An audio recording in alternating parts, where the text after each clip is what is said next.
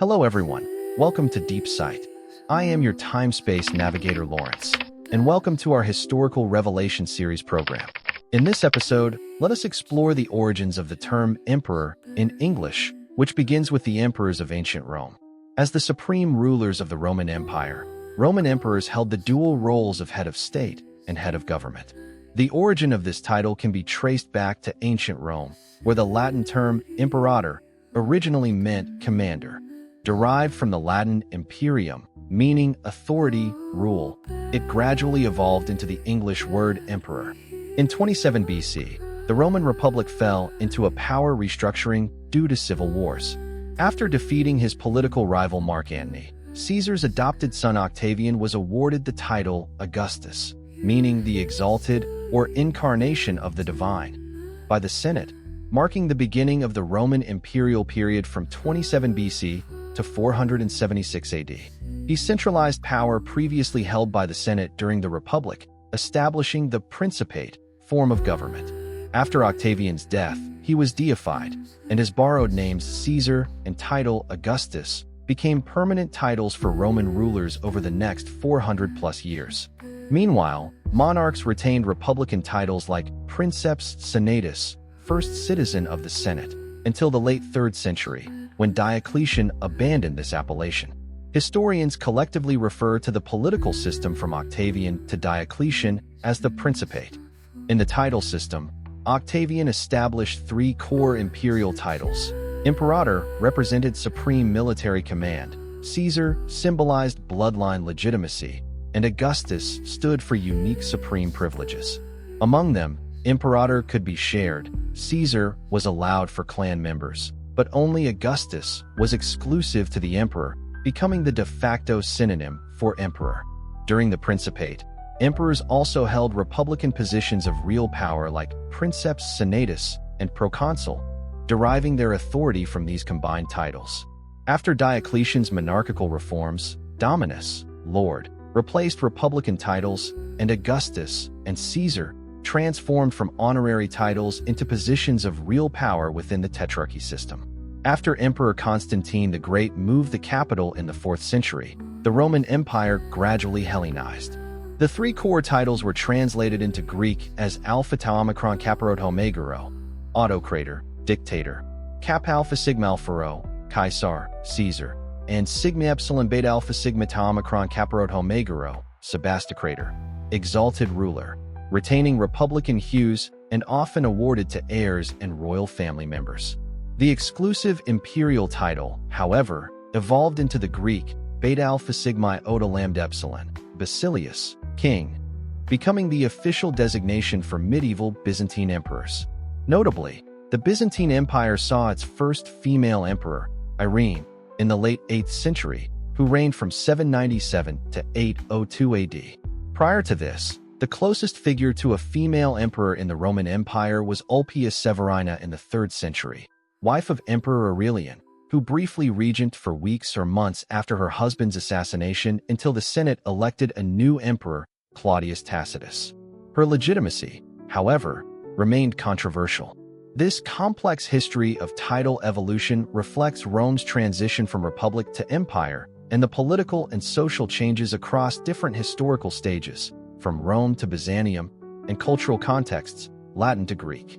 The most famous emperors in human history represent the pinnacles of Eastern and Western monarchies, Roman emperors and Chinese emperors.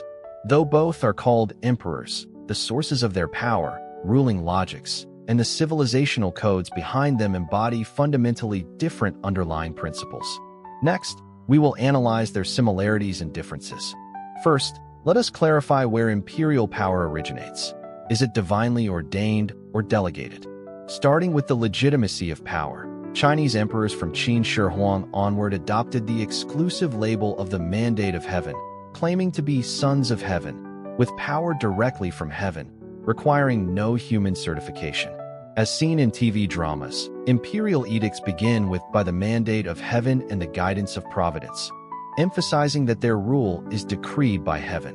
Opposition is defiance of cosmic order.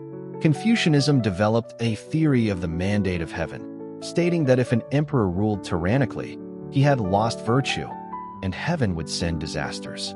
Essentially, this tied imperial power tightly to divine authority. The emperor was both ruler and chief priest of the patriarchal system, personally overseeing rituals to heaven and ancestors, with religion firmly subordinate to imperial power. In contrast, consider Octavian. After winning the Civil War, he did not declare himself emperor directly, but had the Senate grant him the title Augustus, the Exalted. On the surface, his power derived from a stack of republican titles: military commander, princeps senatus, first citizen, proconsul, all old republican offices now concentrated in one person. Romans still cherished their republican traditions, so early emperors wore the first citizen mask, pretending to share power with the Senate. It was not until Diocletian that the pretense was dropped, with emperors calling themselves Dominus, Lord. Even so, an emperor's divinity was usually conferred posthumously, like Octavian being added to the pantheon after death. In life, he relied on military and noble support. After Christianity became the state religion, the church sometimes challenged imperial power, unlike in China, where religion always orbited imperial authority. Second, how did emperors actually govern? Through shared power or absolute dominance? In governance models, the gap was enormous. The Roman Empire was more like a vast patchwork, retaining the Senate under the early Principate, with emperors relying on the military and bureaucracy. But provincial areas had significant autonomy, and governors had to reckon with local nobles. Diocletian's tetrarchy divided the empire into eastern and western halves, each with an Augustus and Caesar, a form of regional management, but unclear power divisions led to frequent conflicts. Crucially, the Roman imperial throne was never a hereditary birthright. If the army deemed an emperor unfit, it would replace him. During the 3rd century crisis, over 20 emperors rose and fell in 50 years, many military men. Succession was chaotic, with adopted sons, sons-in-law, and even provincial nobles, like the slave-born Elagabalus, ascending the throne, a veritable imperial talent show. Chinese emperors, by contrast, prioritized great unification. From the Qin dynasty's abolition of feudalism and establishment of the provincial system, they aimed to centralize power tightly. Below the emperor stood bureaucracies like the 3 counselors and 9 ministers, later evolving into the cabinet and grand council, all serving imperial power. Local officials were directly appointed by the central government. The imperial examination system ensured officials were steeped in Confucian loyalty, leaving little local autonomy. Imperial power did not reach below the county level, but above it, all obeyed the emperor. Succession followed the eldest son inheritance system, with exceptions, but the framework of father to son, brother to brother maintained continuity, rarely seeing the military's arbitrary deposition common in Rome. Third, the secrets in titles. Hierarchical power or absolute supremacy.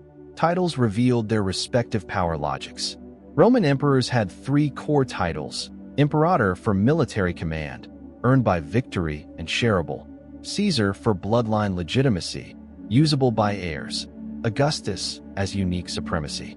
In Byzantium, Hellenized titles like Autocrator and Sebastocrator were still shared with royalty; Caesar for crown princes, creating a power hierarchy.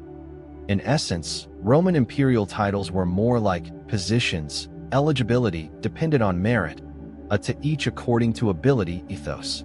Chinese emperor was a monopoly from Qin Shi Huang onward. No one else could use it without facing capital punishment.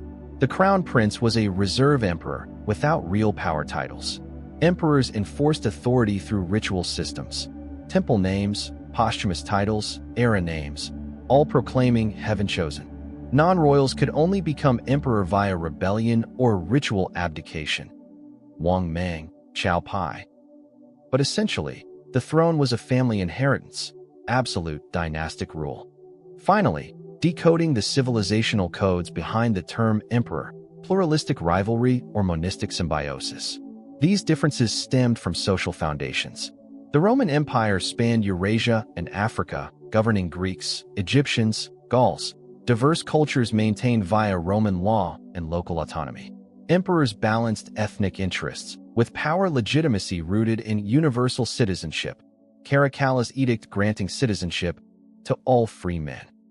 The republican tradition persisted. Though the Senate later had little power, the concept of republic remained, forcing emperors to heed its symbolism. Chinese emperorship, however, emerged in a unified cultural sphere centered on Confucianism, where ruler-minister, father-son ethics bound social and political order. The emperor was both a political leader and cultural symbol. The imperial examination system fused bureaucrats with imperial power, and local central relations were based on loyalty to the ruler, not civic duty. Society was a concentric circle revolving around the emperor. In summary, these are two types of monarchy, two civilizations. Roman imperial power was stacked like a roly-poly, built from military victory, Senate authorization, and republican titles, constantly negotiating with army, nobles, and religion.